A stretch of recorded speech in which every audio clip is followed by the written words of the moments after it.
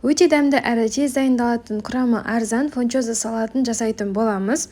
Ол үшін бізге ет қажет болады. Осы етімізді қызып тұрған майға қуырамыз және бетін жауып қоямыз. Осылай аздап қуырылғаннан кейін үстіне соевый соусты құямыз және аздап су құямыз. Тағы да бетін жауып қоямыз. Суы сорыққанша осылай пісуі керек.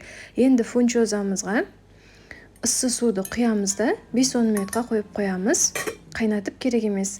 Енді арнайы осындай теркадан өткізілген морковымызды, қиярымызды ұзынша етіп турап, помидорымызды ұзынша етіп турап, жаңағы дайын болған фунчозамызды салатын боламыз. Үстіне бұрышты тұзды салып жатырмыз.